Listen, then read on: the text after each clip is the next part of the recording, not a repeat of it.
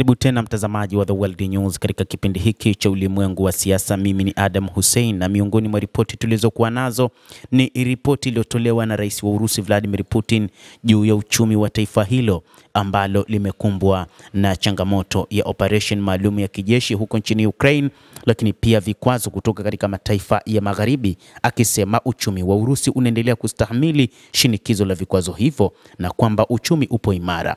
Rais wa Urusi amesema nchi inadumisha ukuaji wa uchumi huku ikiweka ukosefu wa ajira katika rekodi ya chini na kudhibiti mfumuko wa bei, aliambia kongamano la uwekezaji la Russia Calling mnamo siku ya Jumanne. Rais wa Urusi alihojiwa juu ya uchumi wa taifa hilo. Ametoa takwimu akisema kwamba uchumi umekuwa kutoka 0.5% hadi 1% kwa mwaka huu, alisema rais huyo wa Urusi. Haya ni matokeo ya juhudi za benki kuu za kukabiliana na mfumuko wa bei ambao sasa unatarajiwa kushuka kwa hadi 6% chini ya utabiri wa serikali, kulingana na Bwana Putin ambaye aliita mafanikio muhimu. Rais wa Urusi amesema tumepata mafanikio makubwa hasa katika kipindi kigumu cha vita vya miaka 4 dhidi ya Ukraine, vita ambavyo vimeingiliwa na watu kutoka katika mataifa ya magharibi. Amesema sekta ya benki inatarajiwa kuonyesha matokeo mazuri mwaka huu kwa kuzalisha faida ya takribani trilioni 3.2 hadi trilioni 3.5 sawa na dola bilioni 41 hadi dola bilioni 45, Putin alisema, akisema kwamba kiwango cha ukosefu wa ajira ni 2.2 tu. Serikali na benki kuu wana makubaliano kuhusu masuala ya maendeleo ya kiuchumi, kulingana na Putin. Deni la taifa la Urusi linasalia kuwa moja ya madeni ya chini zaidi duniani, rais huyu alisema. Ameongeza kuwa taifa bado limeweza kupata ufadhili kwa vipaumbele vyote muhimu, ikiwa ni pamoja na matumizi ya kijamii, ulinzi na usalama, pamoja na miradi ya maendeleo ya kitaifa. Rais huyo amejinasibu akisema kwamba katika kipindi cha vita vya miaka 4 mataifa magharibi yameonyesha hali ya kutaka kuiadhibu Urusi, lakini Urusi imebaki kuwa imara.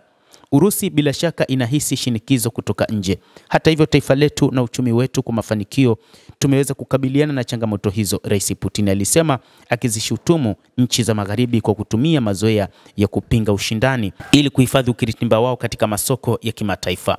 Hata hivyo, Bwana Putin amesema kwamba mataifa magharibi yalidhani Urusi itayumba na kuachana na operesheni yake na kuachana na malengo yake, lakini ni mataifa hayo ya magharibi ambayo yameyumba kiuchumi, na sasa kila kukicha raia wake wanaandamana kutokana na hali kuwa mbaya ya uchumi wa mataifa hayo.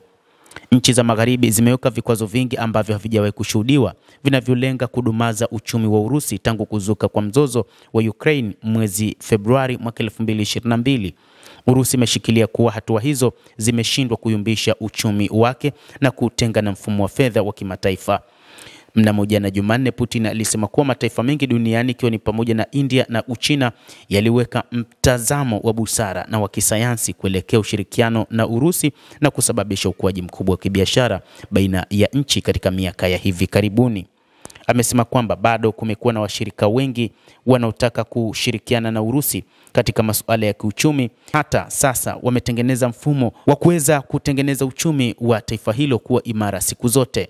Mtazamaji, endelea kutufuatilia, lakini usisahau kulike, usisahau kucomment, kadhalika na kusubscribe channel hii ili upate habari hizi kwa mapana kupitia The World News. Naitwa Adam Hussein.